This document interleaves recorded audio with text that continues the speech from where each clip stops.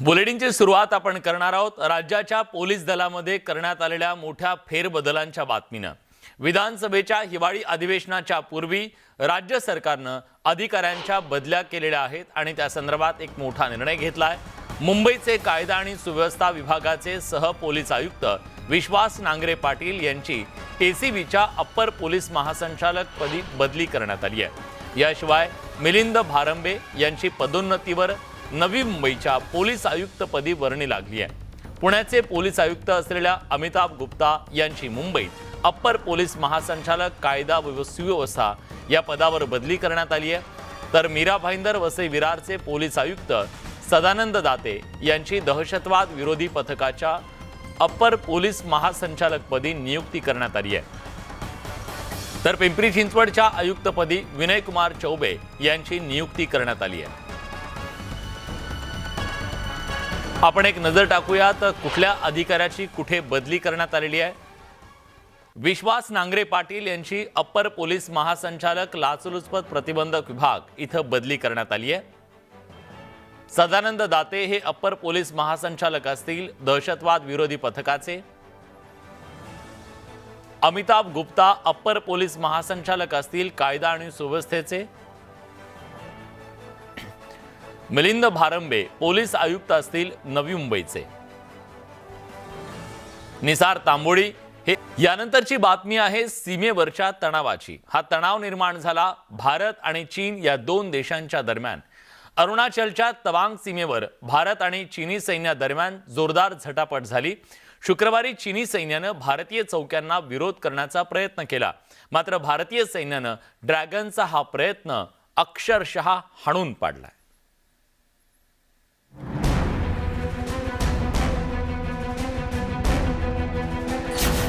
भारतीय सैन्याचं ड्रॅगनला चोख उत्तर।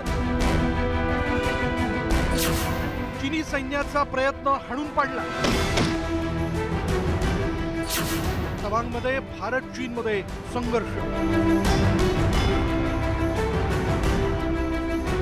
अरुणाचलच्या तवांग सीमेवर भारताच्या जाबाज सैन्यानं चीनी सैनिकांना चांगला धडा शिकवला। त्यामुळे ड्रॅगनच्या सैन्याला आल्या पावली परत जाण्याशिवाय पर्याय राहिला नाही।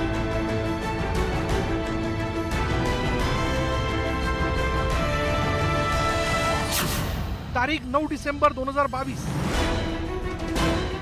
शुक्रवारी चीनी सैन्यानं भारतीय हद्दीत घुसखोरी करण्याचा प्रयत्न केला होता, मात्र भारतीय सैन्यानं चीनचा तो प्रयत्न हाणून पाडला।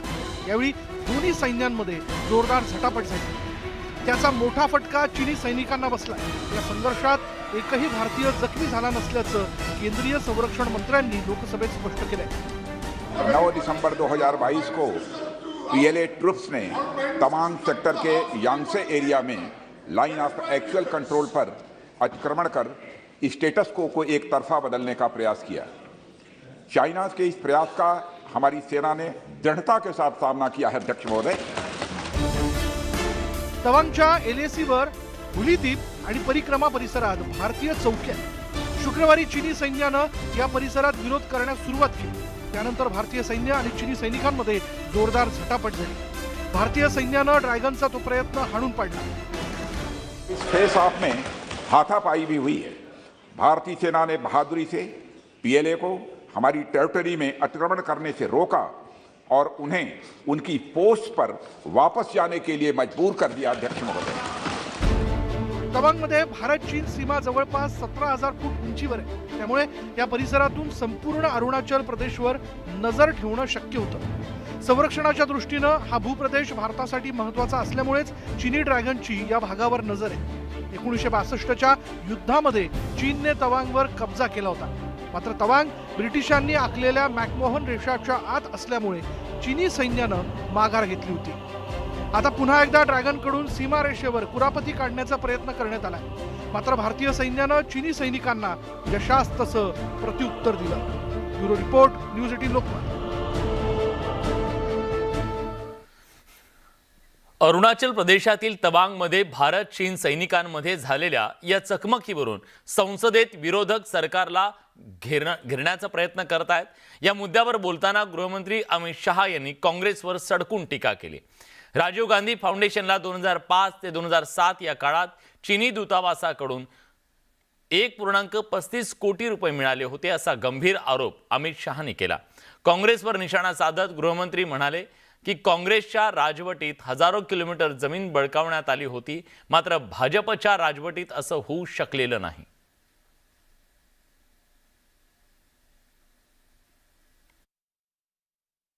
कि राजीव गांधी फाउंडेशन को 2005-6 और 2006-7 के वित्तीय साल में चीनी दूतावास से 1,35,00,000 रुपए का अनुदान प्राप्त हुआ था।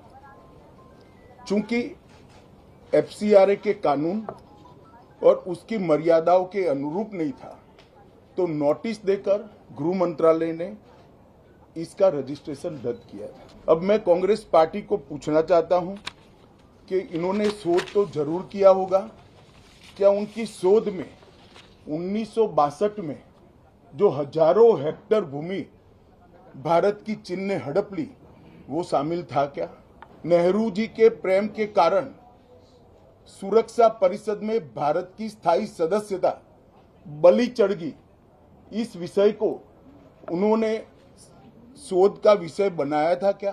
कांग्रेस सरकार ने चीन की धमकी के बाद हमारे रोड और वाइटल बॉर्डर इंफ्रास्ट्रक्चर्स का निर्माण डैम चौक में रोक दिया, और जब तक भारतीय जनता पार्टी की मोदी सरकार चल रही है 1 इंच जमीन पर भी कोई कब्जा नहीं कर सकता। इस्लामिक रिसर्च फाउंडेशन की जिसका प्रणेता जाकिर नायक है, जाकिर नायक को पूरा देश जानता है, उनसे भी 7 जुलाई 2011 को 50 लाख रुपया राजीव गांधी फाउंडेशन ने प्राप्त किया था। मैं पूछना चाहता हूं राजीव गांधी फाउंडेशन के कर्ता धर्ता, आपको ये पैसा जाकिर नाइक ने किस मकसद के लिए दिया था? मुख्यमंत्री एकनाथ शिंदे आणि उपमुख्यमंत्री देवेंद्र फडणवीस हे उद्या दिल्ली दौऱ्यावर जाणार आहेत। एकनाथ शिंदे आणि देवेंद्र फडणवीस हे सीमावादाच्या मुद्द्यावर चर्चा करण्यासाठी दिल्लीला जाणार असल्याची माहिती मिळतेय। शिंदे आणि फडणवीस हे उद्या दिल्लीत केंद्रीय गृहमंत्री अमित शहा यांची भेट घेणार आहेत। अमित शहा यांच्या सोबत शिंदे फडणवीसांची महत्त्वाची बैठक होणार आहे। विशेष म्हणजे या बैठकीला कर्नाटकचे मुख्यमंत्री बसवराज बोम्मई हे देखील उपस्थित राहण्याची शक्यता आहे। महाराष्ट्र कर्नाटक सीमावादावरून दोन्ही राज्यांमध्ये सध्या तणाव निर्माण झालाय। या पार्श्वभूमीवर केंद्रीय गृहमंत्री अमित शहा यांच्या अध्यक्षतेखाली उद्या महत्त्वाची बैठक होणार आहे। केंद्रीय गृहमंत्री अमित शहा यांच्या मध्यस्थीनंतर कर्नाटकच्या भूमिकेकडे सगळ्यांचं लक्ष असणार आहे।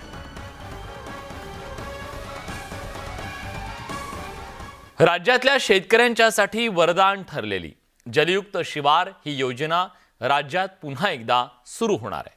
जलयुक्त शिवार अभियान 2.0 ही योजना सुरू करण्याचा मोठा निर्णय आज मंत्रिमंडळाच्या बैठकीत घेण्यात आला।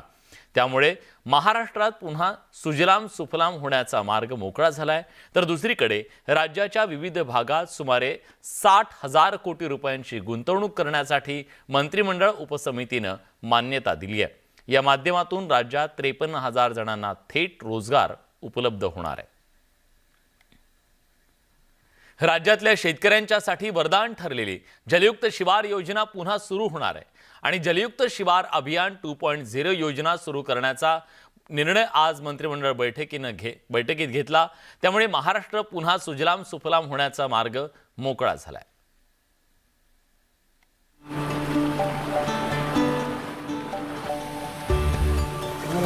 जलयुक्त शिवार योजनेमुळे राज्यातल्या गावांना हे असं हिरवं स्वप्न पडलं।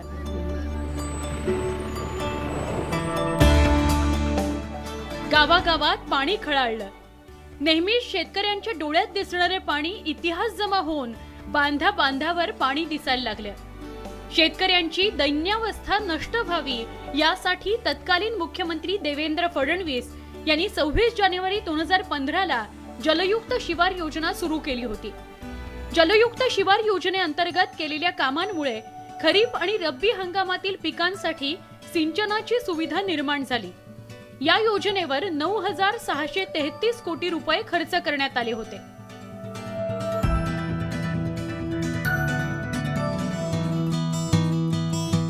जलयुक्त शिवारच्या माध्यमातून तब्बल 23,000 गावांमध्ये जलयुक्त शिवारची कामं झाली.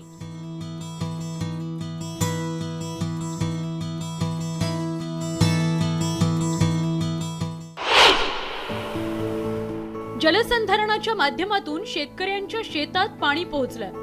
योजनेमुळे हजारो गावांमध्ये पाण्याची सुविधा उपलब्ध झाली. पावसाचं पाणी साठवण्यासाठी अनेक पर्याय मिळाले. जलयुक्त शिवार योजनेअंतर्गत पाणी साचल्यानं भूजल पातळीत वाढ झाली. पाणी पातळी वाढल्यानं अनेक बंद बोरवेल आणि जलकुंभातही पाणी आलं. पाणी साठा होऊन शेतकऱ्यांचे प्रश्न सुटायला मदत झाली. दुष्काळग्रस्त भागांना जलयुक्त शिवार योजनेमुळे दिलासा मिळाला.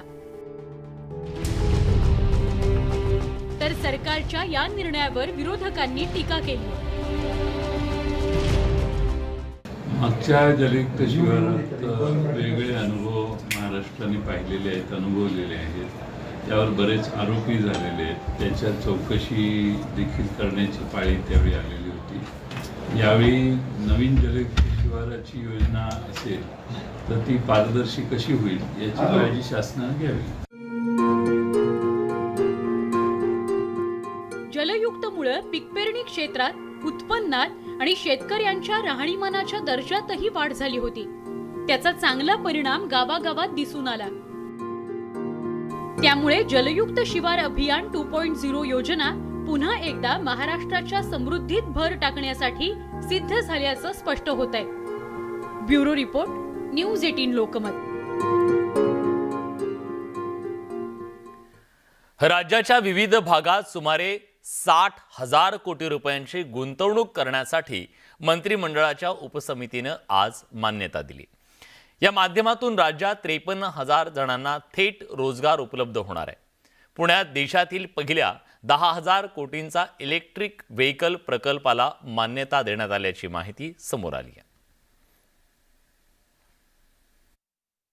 20,000 कोटीच्या स्टील प्रकल्पांच्या गुंतवणुकीला आज आम्ही मान्यता दिलेली आहे.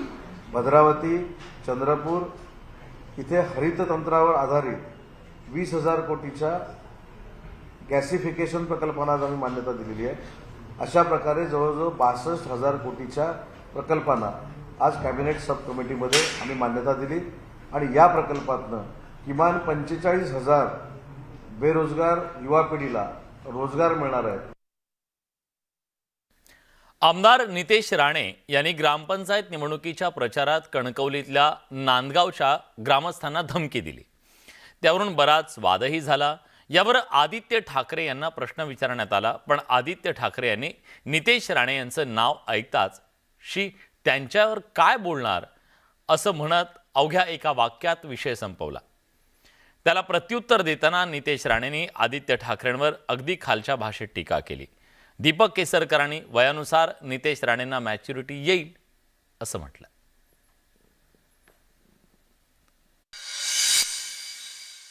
एक शेवटचा प्रश्न, नितेश राणे यांची शी त्यांच्यावर लावू दे. शी त्यांच्यावर लावू दे. शी त्यांच्यावर लावू दे. याच संदर्भात आदित्य ठाकरेंना पत्रकारांनी प्रश्न विचारला होता. आदित्य ठाकरे म्हणून आवाज काढला. त्याच्यावर त्यांनी तुच्छतेनं असं बोलले की शी मी त्याच्यावर काय बोलू या पद्धतीनं त्यांनी नाही, स्वतः तुच्छ असल्यामुळे, स्वतः घाण असल्यामुळे अन्य सगळे घाणच दिसतात. त्याच्यात काही नवीन विषय नाही. म्हणून त्यांनी ज्याला आपल्या मतदारसंघामध्ये काय होतं हेही त्याला ठाण पत्ता नाही. मतदारसंघ कुठला, वरळी काय डिनो मोरियाचं घर हेही त्याला विचारायला माहीत नाही. त्याला मी काय उत्तर देणार. बोलण्याची पद्धत चुकीची असल्यामुळे हे प्रश्न निर्माण होतात. वेगळ्या तऱ्हेने सुद्धा हे सांगता आलं असतं की मी तुमच्याकडे एवढा विकास केलेला आहे तरी आता सर्वजण माझ्याबरोबर राहा असं सुद्धा बोलता आलं असतं. त्यांचं वयान्वये हळूहळू मॅच्युरिटी येत जाते. आता माझं वय एवढं आहे की मी बोलताना एवढ्या मॅच्युअर्डली बोलू शकतो. तसं हळूहळू त्यांचा उद्देश काय असा असेल असं मला स्वतःला बिलकुल वाटत नाही. आणि त्याच्यामुळे मला असं वाटतं की ज्यावेळेला त्यांची माझी भेट होईल त्यावेळेला मी निश्चितपणे ह्याची चर्चा त्यांच्याशी करेन. आजचा दिवस गाजला तो नितेश राणेंच्या गजालीने. नितेश राणे जे बोलले त्याची बातमी झाली. आदित्य ठाकरेंपासून रोहित पवारांपर्यंत त्यांनी प्रत्येकाला शिंगावर घेतलं. पण पत्रकारांनी त्यांना प्रश्नांच्या 2 गुगली टाकून त्यांची विकेट घेण्याचा प्रयत्न केला. मंत्रिमंडळात समावेशासाठी आपण उत्सुक असल्याचं आज त्यांनी जाहीर करून टाकलं.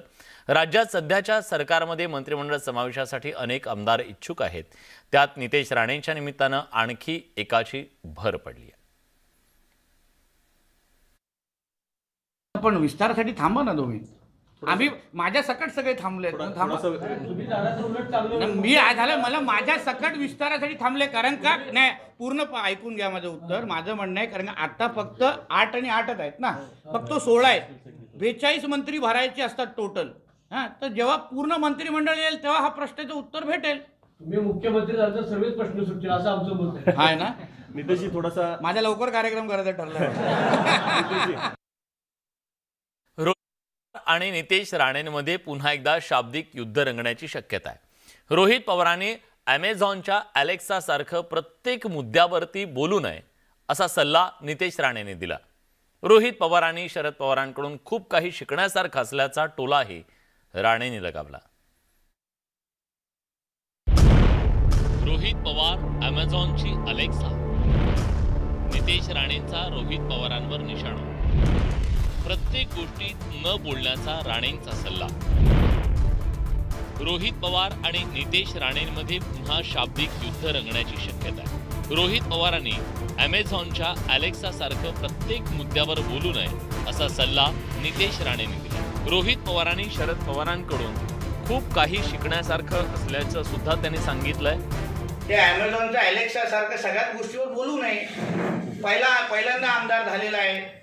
थोडं पवार साहेबांकडून काहीतरी शिकावं. पवार साहेब कसे मोजकच बोलतात, हां, आणि जे करायचं ते करून टाकतात. हा वेगळा प्रकारचा पवार दिसतोय. ते सगळीकडे तोंड घालतो. कर्जत जामखेडमध्ये मी जाऊन आलेलो आहे.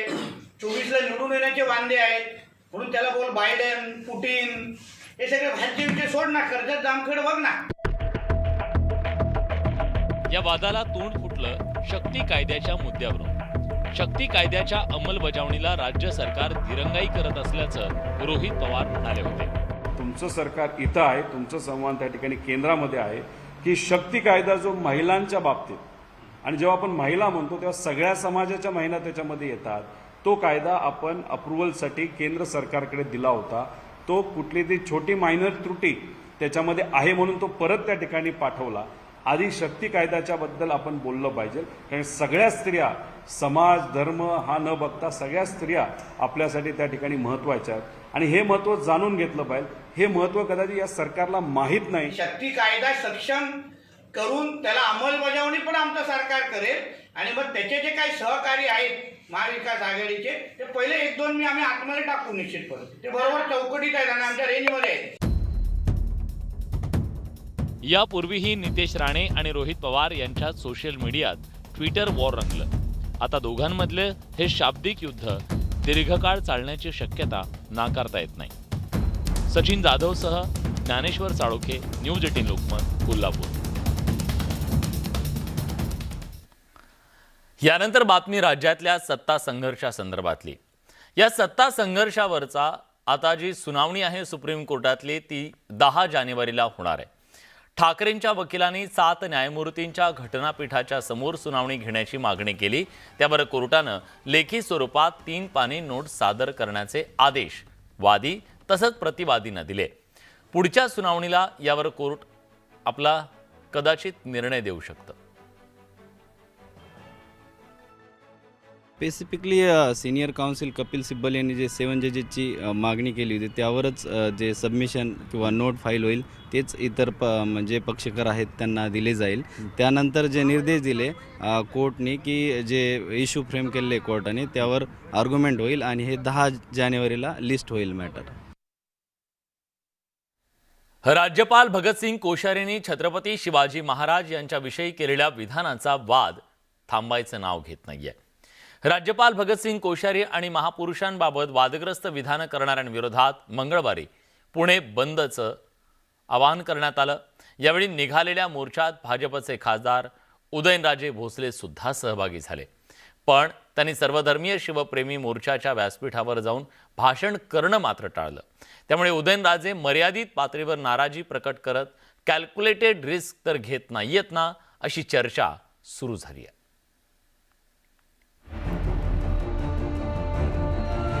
पुणे बंद, महापुरुष अवमानाचा वाद सुरूच.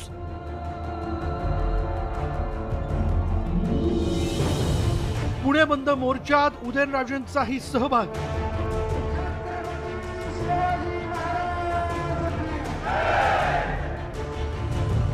राजेंचं भाजपला पुन्हा एकदा उघडपणे आव्हान.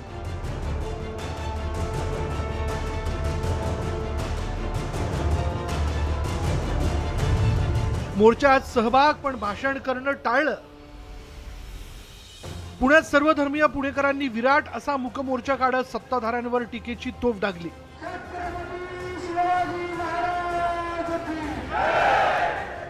निमित्त होतं अर्थातच छत्रपतींच्या बदनामीचं.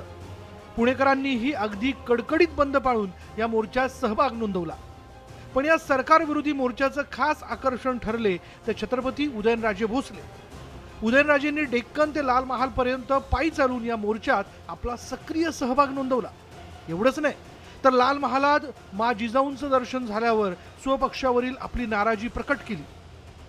नुपूर शर्माच्या बाबतीत जी डिसिप्लिनरी ॲक्शन घेण्यात आली त्याच प्रकारची डिसिप्लिनरी ॲक्शन ही मग राज्यपाल असतील किंवा त्रिवेदी असेल ज्या लोकांनी असं बेताल वक्तव्य केलं त्यांच्याबद्दल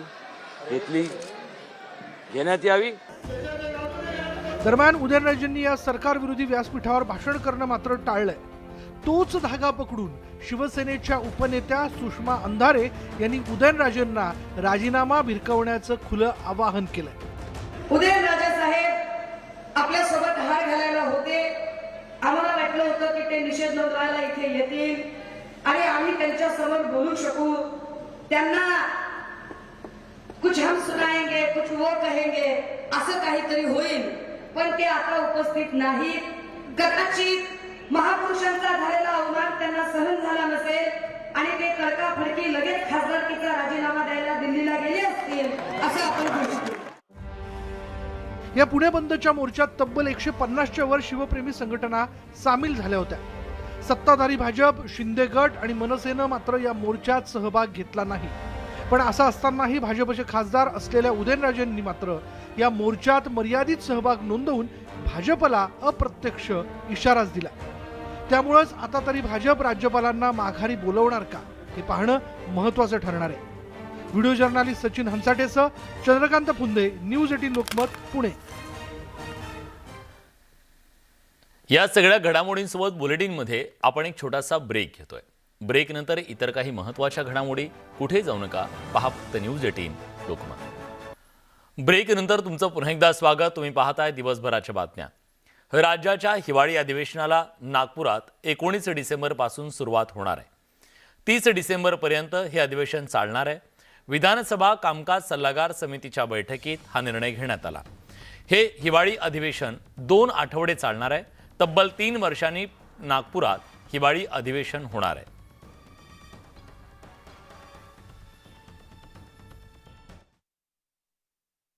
सातत्यानं आग्रह त्यांचा होता की मोठ्या कालखंडाकरता म्हणून नागपूरला अधिवेशन व्हावं, परंतु ते मान्य झालं नाही आणि 30 तारखेपर्यंत 30 डिसेंबरपर्यंत हे अधिवेशन होणार आहे. एक तर मागच्या 2 वर्षामध्ये नागपूर अधिवेशन कोरोनाचं कारण सांगून घेतल्याच गेलं नव्हतं आणि 2019 मध्ये जेव्हा अधिवेशन झालं तेव्हा त्याचा कालावधी सुद्धा हा विदर्भ मराठवाड्याला न्याय देणारा नव्हता.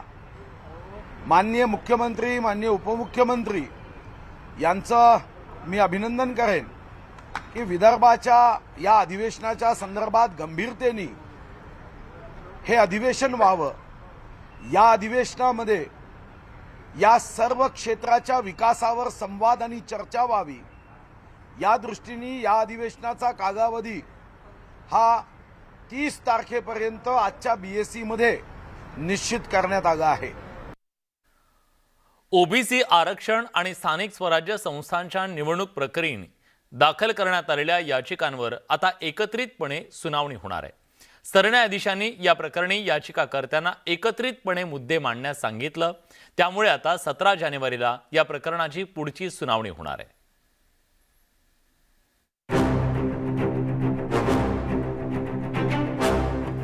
राज्यातील स्थानिक स्वराज्य संस्थांच्या निवडणुका आणखी काही काळ रखडण्याची शक्यता नाकारता येत. कारण ओबीसी आरक्षण आणि प्रभाग रचनेसंदर्भात दाखल करण्यात आलेल्या याचिकेची सुनावणी पुढच्या वर्षी होणार आहे। मंगळवारी सरन्यायाधीश धनंजय चंद्रचूड आणि न्यायमूर्ती नरसिम्हा यांच्या खंडपीठासमोर या प्रकरणी सुनावणी झाली। यावेळी कोर्टानं सगळ्या याचिकाकर्त्यांना एकत्रितपणे मुद्दे मांडण्याची सूचना केली। स्थानिक स्वराज्य संस्थांच्या निवडणुका मुदतीच्या आत घेणे बंधनकारक असल्याचं याचिकाकर्ते देवदत्त पालोदकर आणि अभय अंतुरकर यांनी कोर्टाला सांगितलं। तसंच राज्य सरकारनं वेळोवेळी काढलेल्या अध्यादेशामुळे निवडणूक प्रक्रिया रखडली असल्याचं कोर्टाच्या निदर्शनास आणून दिलं। तर राज्य सरकारची बाजू मांडताना सॉलिसिटर जनरल तुषार मेहता यांनी हे प्रकरण गुंतागुंतीचं झालं असून अनेक याचिका आणि अर्ज सादर करण्यात आल्याचं कोर्टाला सांगितलं। सर्वोच्च न्यायालयाच्या निकालावर आपण टिप्पणी करणं किंवा तारीख पुढे दिल्यानंतर आपण बोलणं हे योग्य नाही। आता या प्रकरणी 17 जानेवारीला सुप्रीम कोर्टात पुढची सुनावणी होणार आहे। त्या सुनावणीवर स्थानिक स्वराज्य संस्थांच्या निवडणुकीचं भवितव्य अवलंबून असणार आहे। कारण कोर्टाच्या निर्णयानंतरच निवडणूक आयोगाकडून स्थानिक स्वराज्य संस्थांच्या निवडणुकांची घोषणा होणार आहे। त्यामुळे राज्यातील स्थानिक स्वराज्य संस्थांच्या निवडणुका आणखी काही काळ रखडण्याची शक्यता नाकारता येत नाही। Bureau report, news 18 Lokmat. राज्यात सध्या लव जिहाद विरोधी आंदोलन सुरू आहे। त्याच्याबद्दलचा एक लढा सुरू आहे। कायदा व्हावा याच्यासाठी सुद्धा सातत्यानं आंदोलनं सुरू आहेत आणि या सगळ्याचा चेहरा आता नितेश राणे यांना करण्यात आलेला आहे का, त्यांच्याकडे ती धुरा देण्यात आलेली आहे का, हा प्रश्न आहे। कारण तसं चित्र सध्या महाराष्ट्रात दिसतंय, ते अग्रभागी दिसतंय। लव जिहाद विरोधी लढ्याचा नितेश राणे चेहरा। लव जिहादच्या प्रकरणांचा नितेश राणेंकडून पाठपुरावा। आंदोलन मोर्चांमध्ये नितेश राणे अग्रभागी।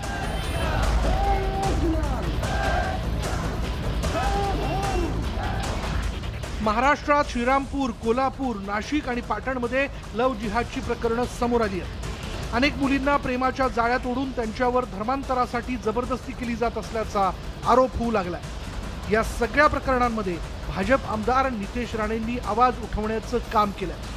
जिथं लव जिहादचा आरोप झाला तिथं नितेश राणे जातातच। राज्यातल्या जवळपास प्रत्येक लव जिहाद प्रकरणाचा त्यांनी पाठपुरावा केलाय। नुकतंच त्यांनी यूपी, गुजरात प्रमाणे महाराष्ट्रातही लव जिहाद विरोधी कायदा करण्याची मागणी केली आहे। उत्तर प्रदेश, गुजरात आणि अन्य राज्यांसारखं महाराष्ट्र सरकार पण अगर लव जिहाद विरोधी कायदा, धर्मांतर विरोधी कायदा आणण्याचा विचार करत असेल तर ह्याचं स्वागतच आहे। आम्ही कित्येक वेळापासून मागणी करतोय की महाराष्ट्रातल्या हिंदू मुलींना या एक सक्षम कायद्याची फार गरज आहे। नितेश राणे हे लव जिहाद विरोधी लढ्याचा महाराष्ट्रातील चेहरा म्हणून समोर येत आहेत। लव जिहाद प्रकरणात भाजपची भूमिका ते प्रभावीपणे मांडत असतात। जे मला जबाबदारी दिली जाते पक्षाकडून, आमच्या परिवाराकडून, ती जबाबदारी एक हिंदू कार्यकर्ता म्हणून मी तिथे राबवतो। मग त्याच्यामध्ये मी असतो, आमचे विक्रमजी असतात, राज्यातले असंख्य कार्यकर्ते आहेत जे आज ह्या विषयासाठी पुढे येत आहेत। तुम्ही थोडी आपली दुर्बीण वाढवली तर तुम्हाला सगळे दिसतील। मी एक चेहरा नाहीये, पण हिंदू समाज म्हणून आम्हाला लव जिहाद कायद्याची गरज आहे, म्हणून पूर्ण हिंदू समाजाची ही मागणी आहे।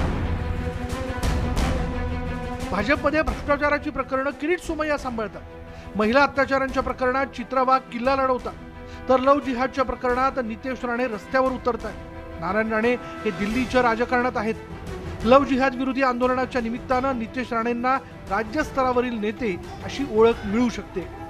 सचिन जाधव, न्यूज 18 लोकमत, सातारा।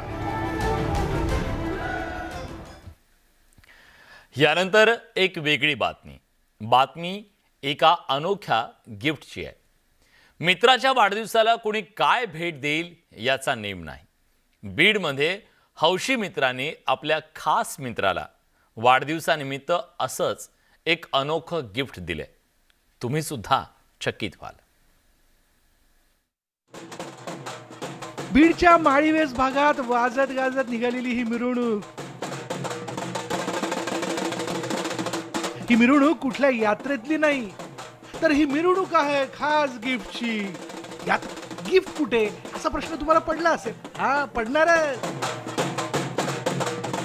तर हे पहा, 6 फूट उंच आणि 7 फूट लांब, अंगावर वाघासारखे पट्टे आणि डोलदार चाल. हाच रेडा आहे वाढदिवसाचं अनोखं गिफ्ट. मजा आहे की नाही. बीडमधील सामाजिक कार्यकर्ते परशुराम गुरखुदे यांचा वाढदिवस दरवर्षी साजरा होतो. यंदा गुरखुदे यांच्या मित्रांनी त्यांना वाढदिवसानिमित्त हा रेडा भेट दिलाय. आमच्या भैयासाहेबाचा वाढदिवस होता. आम्ही 10-12 जण मित्र आहेत आणि त्यांना असं अनोखं गिफ्ट द्यायचं होतं म्हणून आम्ही 1 महिन्यापासून एक रेडा सापडत होतो. रेडा काय आम्हाला भेटला नाही, पण जवळच एक गेवराई शहर आहे, तिथं आम्ही हा रेडा बघून 1 महिना म्हणजे 8-15 दिवस झाले घेतलेला आणि तो इथं आणून त्यांना असा वाढदिवसानिमित्त गिफ्ट दिला आहे. या रेड्याला खास वाघासारखी रंगरंगोटी करण्याचं कारणही त्यांच्या मित्रांनी सांगितलंय. तर भैयाला आमच्या जनावरांचा खूप छंद आहे. आमचा मित्रच मोठे भाऊजी वाघासारखे, मग आपण काय देत होतं, आम्ही असं ठरवलं की जनावरातून जर वाघ बनणारा जो प्राणी आहे तर त्यांच्या आवडतीचाच जो प्राणी त्याला आम्ही वाघ बनवलं आणि एकदम ढोल ताशेच्या गजरात त्यांना गिफ्ट काल दिलेलं आहे. वाढदिवसाला आजवर वेगवेगळ्या प्रकारचे गिफ्ट आपण पाहिले, मात्र रेड्याच्या बर्थडे गिफ्टची बीडमध्ये जोरदार चर्चा रंगली. अहो, गिफ्टच तसं आहे ना, मग चर्चा तर होणारच. होऊन जाऊ दे भाऊ.